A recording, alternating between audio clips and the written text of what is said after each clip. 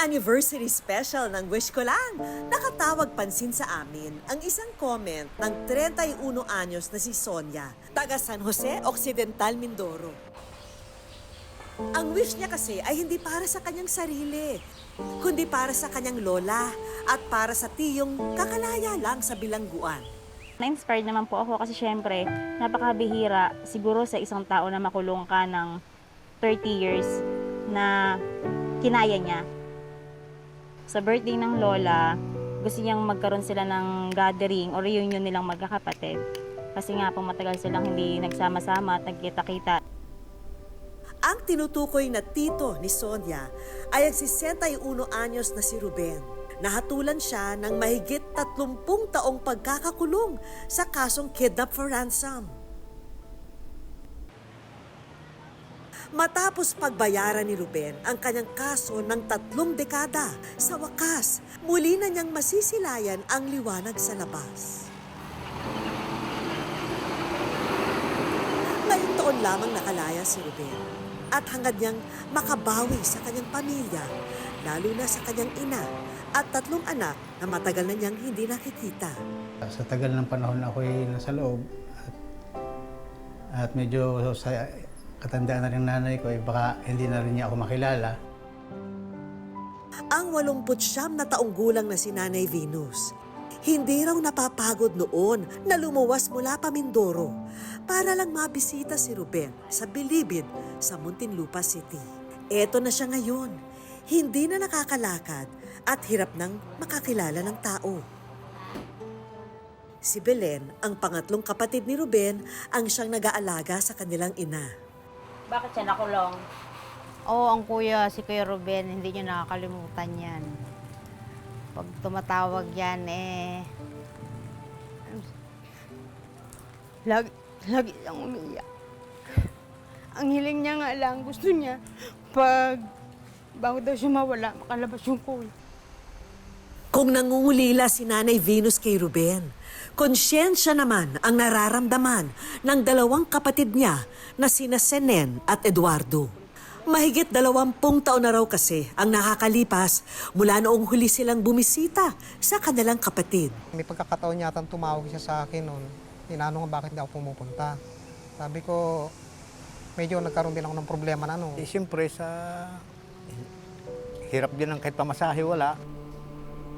Bagaman nakalaya na ngayon si Ruben, tila bilanggo pa rin daw ang isip niya sa kung paano makakapagsimula muli.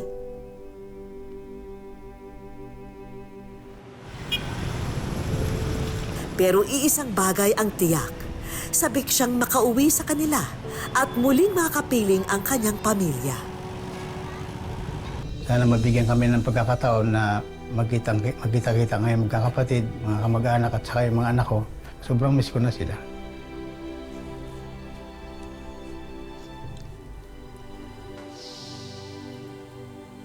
Ma'am, magandang hapon po. Magandang hapon po. Welcome po sa Wish Ko Lang. Di ba ang tagal niyo nasa kulungan? Saan ho kayo humuhugot ng lakas ng mga panahong yun? Unang-una po sa Panginoon Diyos kasi yun wala man tayo magawa kung sa ating buhay. Pangalawa po sa aking mga anak na naiwan ng asawa ko noon. Siyempre, nilakasan ko yung loob ko para naman nangarap din ako na makasama pa sila paglaya ko. Kasi di ba pumanaw yung misis niyo nung nasa Apo. kulungan po kayo? Paano niyo ho tiniis yun? Namatay ang misis ko na halos hindi ko na alam paano mabubuhay mga anak ko noon kasi maliliit pa sila. Yun po yung naging kuwan ko rin kaya nilakasan ko rin ang loob ko para makalabas. Gusto kong sabihin sa mga anak ko kahit na malayo sila, mahal na mahal ko sila. Meron ho tayo konting sorpresa po para sa inyo. Sige po. Yan. Ay, salamat po. Yan ho, para sa mga pangangailangan niyo. Ang bagong simula niyo po. Malaking bagay na po ito. Maraming salamat po. Dahil anniversary special ngayon, hindi lang ako ang maghahatid ng saya at sorpresa kay Ruben. Kasama ngayon ang mga bida sa ating anniversary drama special, walang iba kundi sina Barbie at Sam. Ano kayang espesyal na regalo na ihahandog nila para kay Ruben?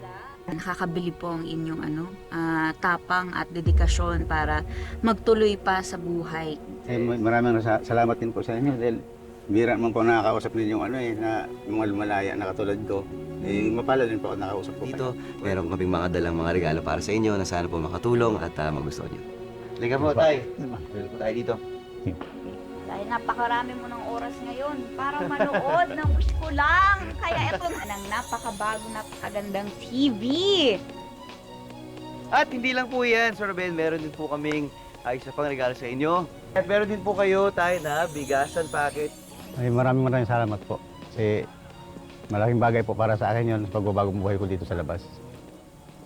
At para sa huling hiling na imamanifest namin para kay Ruben, sinamahan namin siya na makauwi sa kanila sa Mindoro. Excited po ako dahil sa tagal ko sa loob, bagamat hindi ko alam kung anong daratnan ko sa pamilya ko, nagpapasalamat po ako sa inyo dahil binigyan pa ako ng pagkakataon na makauwi sa aking pamilya. Hindi naging madali ang aming paghahanap sa bahay ng nanay ni Ruben. Hindi po ako sigurado kung matatandaan pero titingnan ko rin po pagka nakita ko yung mga dadaanan natin. Ngunit lingid sa kalaman ni Ruben, nakipagkuntsabahan na kami sa kanyang pamilya para sa isang masayang pagdiriwang. Isang espesyal na reunion at selebrasyon ng kaarawan ng kanyang ina ang nag-aabang sa kanya.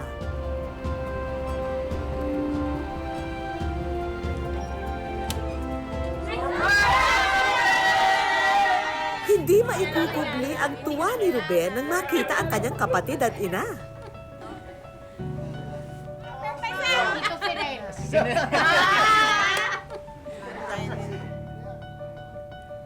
Di sa kasayahan lang po yan.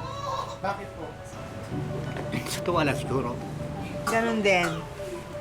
Buo kami ngayon, kaming 8. Bagamat hindi nakadalo ang mga anak ni Ruben, meron naman daw siyang komunikasyon sa kanila at nakatakda silang magkita sa mga susunod na araw. At bilang espesyal na handog sa kaarawan ni Nanay Venus, isang bagong wheelchair ang ating ibibigay para sa kanya. At hindi pa rin nagtatapos ang mga sorpresa dahil may isa pa kaming regalo para kay Ruben.